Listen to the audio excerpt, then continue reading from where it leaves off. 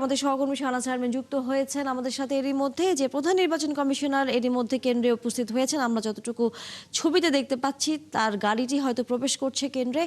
শাহনাজ শারমিন, আশা করি আপনি আমাকে শুনতে পাচ্ছেন। আপনার মাধ্যমে আমরা দেখতে পাচ্ছি প্রধান নির্বাচন কমিশনারের গাড়িটি কেন্দ্রে ঢুকছেন। আপনার কাছ থেকে যদি সেই খবরটি আমরা একটু বিস্তারিতভাবে জানি। তিনি তার ভোট কেন্দ্রে ঢাকা ৮-এর আসনের তিনি ভোটার এবং এখানে তিনি ভোট দিবেন। ভোট তিনি গণমাধ্যম কর্মীদের সাথে কথা বলবেন। আমরা প্রত্যাশা করছি তিনি আমাদেরকে সার্বিক বিষয়টি বলবেন আজকের এই ভোটের সংসদ নির্বাচনের। এবং আমরা জানি যে ঢাকা ৮-এ ১১ জন প্রার্থী আসলে প্রতিদ্বন্দ্বিতা করছেন। প্রধান নির্বাচন কমিশনার দোতলায় পুরনো ভবনের এই কেন্দ্রের পুরনো ভবনের দোতলায় তার ভোট কেন্দ্র, ভোটের যে কক্ষ সেই কক্ষের দিকে এগিয়ে যাচ্ছেন। ঢাকা ৮ আসনে আসলে আমরা দেখছি যে বিএনপির মির্জা আব্বাস এবং একরদলীয় জোটের নাসিরউদ্দিন পাটোয়ারি সহ মোট ১১ জন প্রার্থী প্রতিদ্বন্দ্বিতা করছেন। সকাল 7:30 থেকে ভোট শুরু হয়েছে এবং বিকেল 4:30 পর্যন্ত এই ভোট চলবে। এখন পর্যন্ত ভোটার উপস্থিতি ভালো ছিল এবং নির্বিঘ্নে ভোট চলছে এই কেন্দ্রে।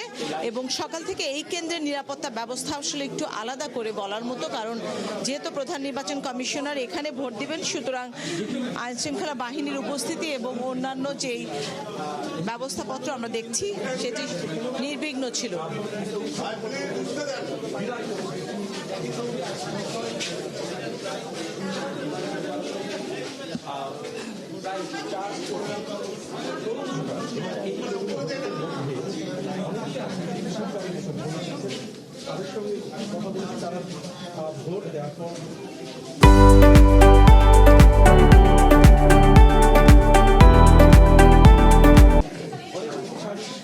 এইবার যারা এখানে এসেছেন উপস্থিত হয়েছেন তারা আসলে দুটি ভোট দিচ্ছেন। আমরা জানি ত্রয়োদশ জাতীয় সংসদ নির্বাচন এবং একই সাথে গণভোটের ভোটও তারা দিচ্ছেন।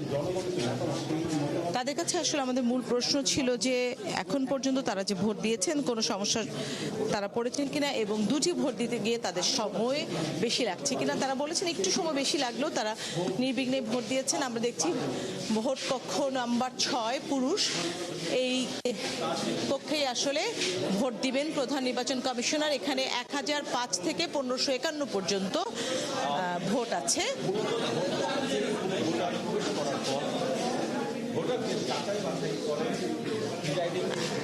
এবং প্রধান নির্বাচন কমিশনার তার ভোট কেন্দ্রে তার ভোটার নাম্বার, আপনারা দেখতে পাচ্ছেন যে ভোটার নাম্বার বলছেন এবং সেখান থেকে তিনি তার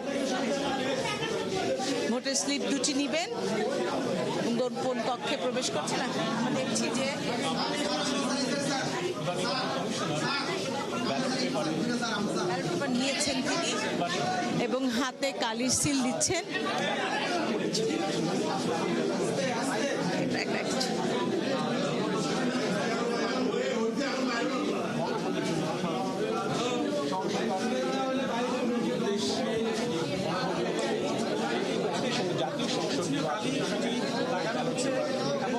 তার হাতে কালি লাগানো হলো। তিনি দুটি ব্যালটই নিচ্ছেন। এখানে যিনি পোলিং অফিসার এবং অন্যান্য যে কর্মকর্তারা আছে তাদের সাথেও তিনি একটু কথা বলেছেন। এখন তিনি আসলে গোপন কক্ষে একটু পরে প্রবেশ করবেন। তানিয়া, আমরা এরপরে আসলে ব্রিফিংয়ে আপনাদের সাথে আবার যুক্ত হব।